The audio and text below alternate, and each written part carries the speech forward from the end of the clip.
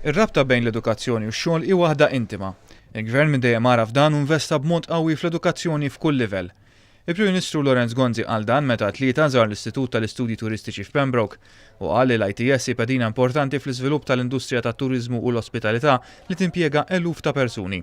It-tkabbir fit-turiżmu u wieħed mir-raġunijiet għaliex Malta rnexxielha toħloq 20,000 post ta' xogħol ġdid f'dawn l-aħħar 4 snin.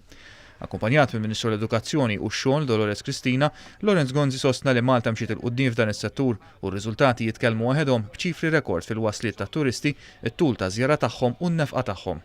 Il-Gvern permezz tal-Fondazzjoni għall-Iskejjel ta' Għada qed iħejji biex jibni kampus ġdid tal-ITS.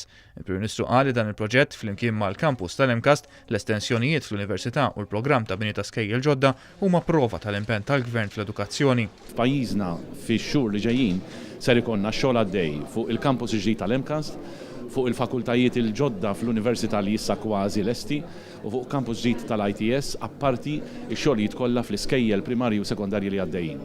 Naħseb dan juri li l-Gvern huwa determinat li jkompli jinvesti fl-edukazzjoni ta' uliedna ħalli jkollna suċċess fl-ekonomija. Il-Prim Ministru komplet deċiżjoni strateġika oħra kienet li permezz ta' regolamenti pubblikati taħt il-liġi tal-edukazzjoni l-ITS ingħata indipendenza legali.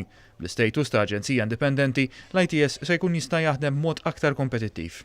Fi kliem Adrian Mahmoud, direttur eżekuttiv tal-ITS, il-kampus il-ġdid se jkompli jżid fuq il-firxa ta' servizzi diġà qed joffri, kif ukoll residenza biex takkomoda n-numru dejjem jikber ta' studenti barranin li qed jiġu jistudjaw f'Malta grazzi għar-reputazzjoni soda li kiseb l-istitut. Nixtiequ nżidu l-ammont ta' studenti li jiġu jistudjaw magħna biex dejjem inkunu ta' servizz għall-industrija tat-turiżmu u l-ospitalità lokali.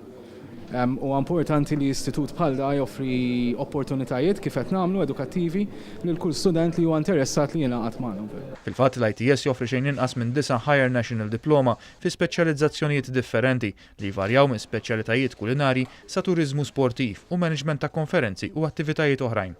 Il-firxa ta' tagħlim li joffri l-ITS kien evidenti wkoll fl-esibizzjoni ta' teżi tal-istudenti tal-aħħar sena li kienu jinkludu bosta suġġetti li għaw taħt il-kappa tat-turiżmu, finanzi, riżorsi umani, butik hotels u niċex turistiċi bħal lazz u t-turiżmu kulturali.